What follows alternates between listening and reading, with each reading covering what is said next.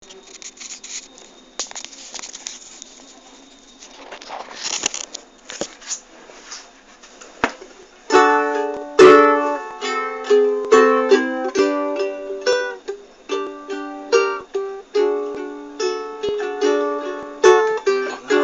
ko og pasaylo sa sayop nga nabuhat ko, sa pagsalikway kanimo tungod sa babay na ibkan ko.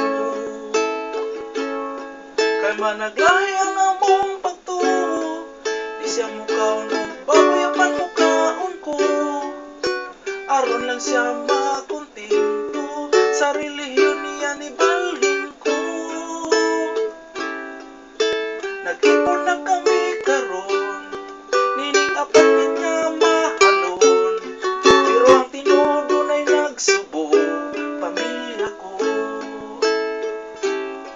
Akong asawa nga nagahulat, ug mga anak ko sa Pinas, di kita angay ang kaulag paundayan.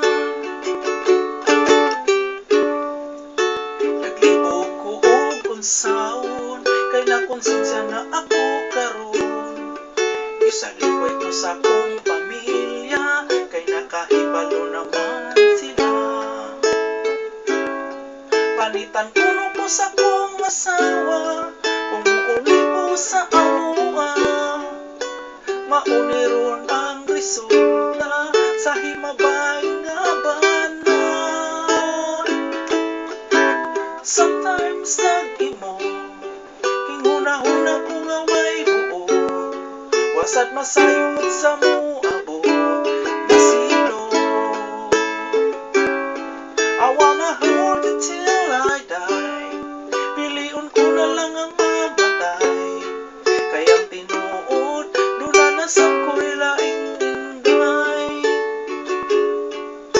Na-short na ako sa budget, kay spoiled akong kabit, wanay kutang ikapadala sa akong pamilya.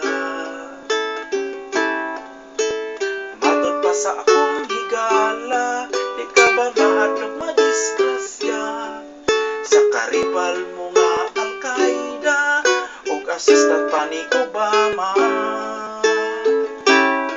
Magikukulong akong asawa kung dili siya makaagwanta, mauni ron ang problema sa himabay nga bana.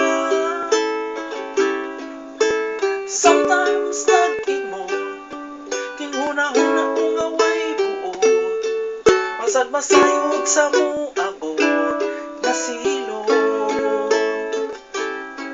I wanna hold you till I die, piliun ko na lang ang mamatay, kaya tinuod dula na sa ko'y laing ingay.